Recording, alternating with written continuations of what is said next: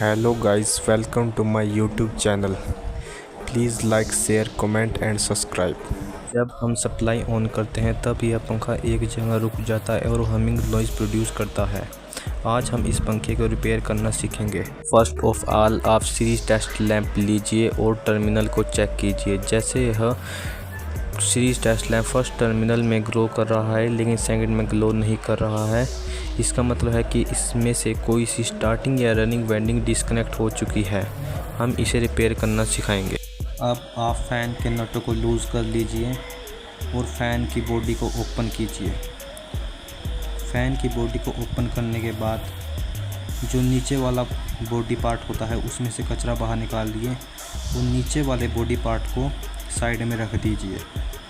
अब आप फ़ैन के स्टेटर में से रोटर को बाहर निकालिए। रोटर को बाहर निकालने के बाद जैसा कि आप गाइस देख रहे हैं कि जो रोटर के अंदर बाहर से अंदर वायर आती है वो बिल्कुल जल चुकी हैं। अब हमें इन वायरों को दोबारा से रिप्लेस करना है, तब हमारा पंखा अच्छे से वर्क करेगा। रनिंग और स्टार्टिंग के एक सिरे को कॉमन कर दीजिए, जैसा कि मैं सोल्डरिंग आयरन की मदद से कर रहा हूँ, और बाकी दो टर्मिनल को कैपेसिटर से पैरेलल में कनेक्ट कीजिए।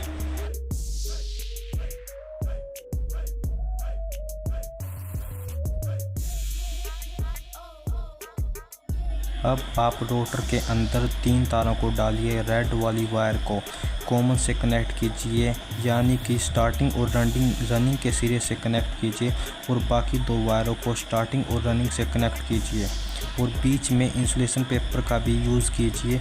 यह इंसुलेशन पेपर हमें वाइंडिंग से उत्पन्न होने वाली हीट से सुरक्षा प्रदान करेगा। सोल्डरिंग आयरन की सहायता से दोनों टर्मिनलों के सिरों पर सोल्डरिंग कीजिए।